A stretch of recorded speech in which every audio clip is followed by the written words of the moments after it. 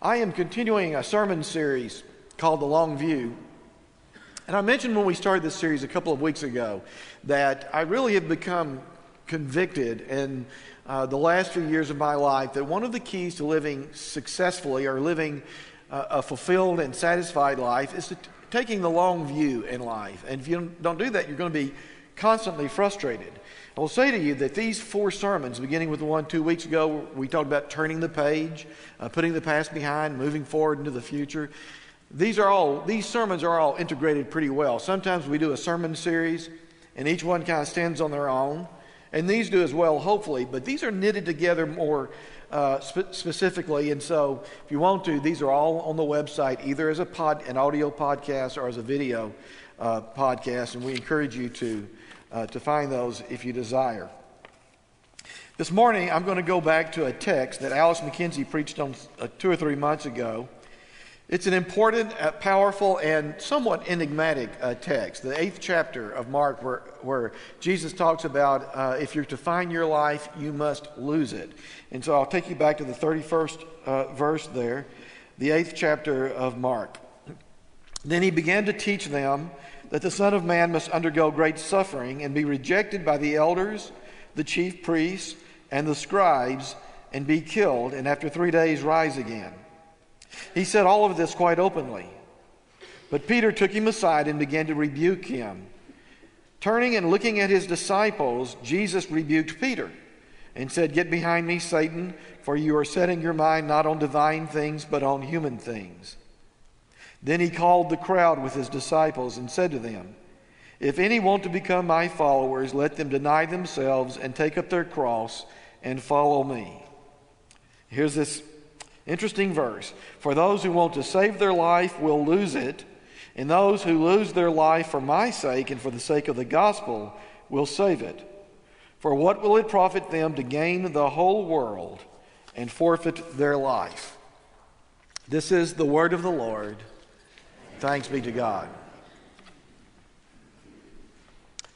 I was sitting on the very back pew of the sanctuary listening intently to the sermon at the memorial service.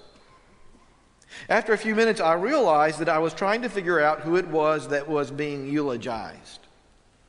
I listened carefully and I figured out that it was a colleague of mine, United Methodist minister. As it went on, I realized that he had done some good things and some not so good things. And all of a sudden, it dawned on me that the preacher was talking about me. It was then that I woke up. That's one of those dreams when you wake up and you say, "Thank God it was just a dream," you know. And for 2 reasons. One is because you realize you're still alive, you're not dead, you're not sitting there at your own funeral. But the other reason is because it had taken place in the church, a preacher talking about the things that I'd done. I thought, I get a little bit more time to leave a better mark behind than the one I've left so far. I have a friend who talks about footprints. He says they used to talk about that in his corporation all the time. What kind of footprints are you leaving behind? That's a good question for all of us. Last week we talked about Stephen Covey's admonition that if you want to live a powerful and meaningful life, you should start at the end. You should stop and think about your own memorial service or funeral service and what it is that you would like to be said about you at that moment. And it may sound like a cliche, but I honestly can't think of a better way to start envisioning what your ultimate goal is in life, what's going to guide you through the ups and downs of life, better than thinking about what it is you want said about you at your funeral service. And so I've kind of played with this in my mind. Think about this. Which would you rather have said about you? Let's say that you are a doctor. Which would you have rather said about you at the end? That she built one of the largest practices in the city, or she had the amazing gift of taking the science of medicine and turning it into the art of healing and caring for persons? Interesting, isn't it? No reason why both things couldn't be said about a physician. But of the two, I think you'd pick the second, wouldn't you?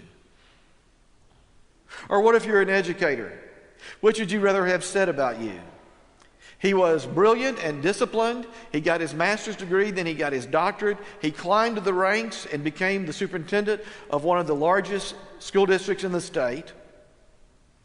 Or he was so committed to the vision of educating children and youth that he changed the lives of generations of students. What if you're an entrepreneur? What should you have rather said? She was one of the most brilliant people in the business, and she built an empire. Or she was one of the most brilliant people in the business, and she spent the last half of her life using her brains and her money to make the world a better place. You start thinking about what's going to be said about you at the end of your life. You put yourself in those shoes, and whatever it is you do, whoever you are, you can kind of figure it out.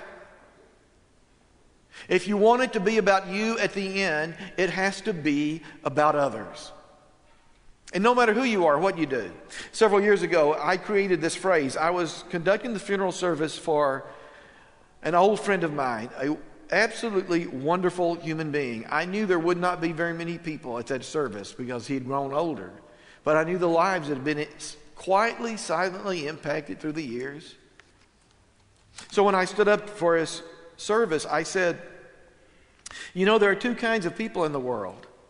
There are front page people and there are inside pages people.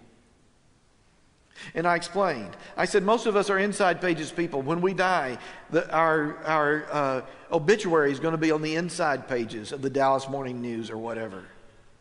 A few people, the rich, the famous, the powerful, maybe their obituary will be on the front page. But it really makes no difference in terms of living the good and powerful and faithful and meaningful life. That can be accomplished whether you're an inside pages or a front page person. If you want it to be about you at the end, it has to be about others. And so maybe that sheds some light on this passage that we have in the 8th chapter of Mark here. When you look at the life of Jesus, what you discover is that it is a life that is devoted entirely to others. So when Jesus says, if you're going to find your life, you must lose it, maybe that's what he's referring to. It simply has to be a life that is centered on other people. And if you look at the life of Jesus and you follow Jesus through the Gospels, what you discover is that not only was he remarkably other-centered, but that he lived a life of compassion. That word, you start thinking about that word as you follow the life of Jesus through the 4 Gospels, Matthew, Mark, Luke, and John. And it literally defines who he was. Relating with compassion to other people. And so you see him going through a city here and there, and he comes upon a blind man, and he has compassion, and he gives the man sight. He walks along and he finds the 10 lepers. And he's not afraid to touch them. He has compassion. He's committed to others. He heals them. Maybe the most remarkable story about Jesus and the sense in which he was so tuned into others has to do with a story when he was walking through a crowded city venue and he was followed by dozens and dozens of people. The disciples were there. He was at that point some kind of a rock star. The word had gotten out. The word had gotten out, that he was healing people. And so he's walking through there and people are pressing in on him every direction. And suddenly he stops and he says, "Who touched me? Who touched me?" And the disciples make fun of him. They say, "What do you mean, who touched you? Dozens of people are touching you." And he said, "No." He said, "No, I felt power go out from my body." And he turns around and a woman comes crawling up to him and she says, "I touched you." She touched the hem of his garment because she had been ill for many, many years. He was so sensitive and so tuned in to other people that he knew she was there. So I think that's what Jesus is saying. You combine the story of how Jesus lived his life with this understanding about what it is you want people to say about yourself. In the end, if it's going to be about you, it has to be about others. I think that's what Jesus meant when he said, if you're going to find your life, you must be willing to lose it, loving and serving others. Last week I talked a little bit about the research on happiness. There's a lot of research these days, and so I want to talk a bit about that, about how that relates to our journey as Christian disciples. I'll just say to you right now two things. First of all, I don't much like the word happiness. I'm not sure we're called to be happy. You know that any journey through life involves a lot of things other than happiness. I think we're called to be servants and I much prefer the word satisfaction or the Christian word joy, because it doesn't imply that everything's just kind of like a roller coaster ride. But a lot of people use the term happiness, and the research revolves around that word. So I'll use that word, but let's think about the satisfied or the fulfilled or the meaningful life.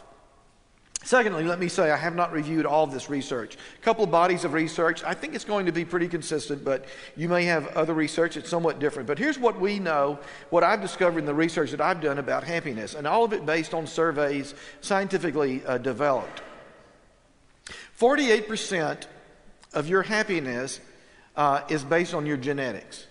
Now, I don't know how they defined it down that closely, but that's what the number is. 48% of your happiness or your sense of satisfaction in life just has to do with your genes. Who your mother was, who your father was. Nothing you can do about it one way or the other. And so all of us have this kind of baseline of happiness or satisfaction based on our genes. So if you're like Mary Harris and 100% of your genes are happy genes, you're just smiling all the time. By the way, just so you'll know, it can be pretty irritating to work with Mary Harris every day. I remember several years ago, I came to work early one morning and things started going wrong almost immediately. I don't remember what it was, but I started getting frustrated and irritated. Everything that happened just went the wrong way for me. And finally, I looked at my watch. It was noon. I thought, I'm not going to punish anybody by going to lunch with them. I'm going to go to lunch by myself. So I got in my truck, I drove to a nearby restaurant, I went in, they took me to my table. And almost immediately, this very young, very, very perky young woman in her teens came up to me. The smile, the size of Texas. She walked up to the table and she said, "Hi, my name is Mindy, and I'm going to be your server today. What can I do for you?" I came that close to saying, "Mindy, the first thing you can do for me is to wipe that silly smile off your face." You've been there, haven't you? So 48% of our happiness, we have no control over whatsoever. It's in our genes. 40% of our happiness relates to major life events. We talked about this some last week. And there's no doubt that they affect our happiness. Getting married, having a child. I guess getting married could work either way, good or bad, I don't know. Having a child. Being diagnosed with a chronic disease, having a loved one die. There are a lot of major life events that do in fact impact the level of satisfaction we have in life. But two things. One is that most of those are things over which we have no control. And secondly, as we pointed out last week, they really aren't lasting. Whether it's something really good that happens to you, you win the lottery, or whether it's something really bad that happens to you, you get diagnosed with a chronic disease. After about 6 months to a year, your level of satisfaction in life returns pretty much to its baseline. So it doesn't change entirely. So 48% genes, 40% major life events, that's 88%, 12% left. 12% of your happiness you have control over through the decisions that you make. And here is the good news. That 12% is enough to tip the scales in your favor in terms of your satisfaction, your fulfillment, your sense of meaning in life. And what I'd like to say to you this morning is that 12% involves others. It's not about you. Here's what the research says. Look at the screen. It involves 4 different areas of your work: faith, family, community, and work. And when you look at those 4 different aspects of your life, what's the first thing that comes to your mind in the context of this sermon? I'll give you the answer. They're all about others, aren't they? Faith, loving God, family, community, work. Now I'm going to give you just a little footnote here. This isn't really related to the sermon, but I think it's really important because we have enormous challenges in America today. When you look at communities that are failing, almost every single one of them are related to this. The declining role of faith in America, broken families, declining community institutions, the power of community institutions, not anything near what it used to be. Fewer people working. These are enormous social challenges, cultural challenges that we must face as America. But you look at these are all about other people. The second thing you'll notice when you look at this list of 4 is that these are the things that Jesus talked about, aren't they? Faith. Love the Lord your God with all your heart, mind, soul, and strength. Family. Treat one another as your brothers and as your sisters. Community. You look at the life of Jesus and you see the life of one who is committed, and the disciples too, into knitting us into what the Greek word was koinonia, a community of people who care about one another, committed to the common good. To the common good. And work. Read through the Gospels and see how often there is a story about work. I'll just point one out. Jesus' admonition about being the good steward. Making your time and your talents and your resources count. Faith, family, community, work. Now let me finish this by asking you a question. It'll be hypothetical. You don't have to answer. But I want you to think about it for a moment. What does the research tell us in terms of who the most unhappiest people are in America? In terms of gender and age, who are the most unhappiest people in America? I'm going to give you the answer. I think a lot of you will kind of be shaking your heads. 45-year-old males. Why? Because there is a tendency for men in their late 20s or early 30s, I've been guilty, to hit the superhighway and put the pedal to the metal full out. Whatever it might be, whatever your work, your profession, your goals are. And then you wake up at the age of 45 or 47, 49, it doesn't make any difference. And you think, oh my goodness, I'm not sure that I'm on the right highway. Right? This is the highway. This is the highway. And you can have all sorts of intermediate or penultimate goals about being successful, building a business, getting wealthy, doing all those other things, and still remain committed to the highway if you take the long view. So that's how I want to close. It really is about the long view. Last week we talked about the wise men and how they were guided by the star. Those who are wise in this life find the star that God has placed in front of them. It will be about faith, family, community, work. They catch a vision of who they want to be, what they want said about them at the end of their lives, and they remain committed. Faith, family, community, work. Live well. Live well by the grace of God. You can live well. Amen.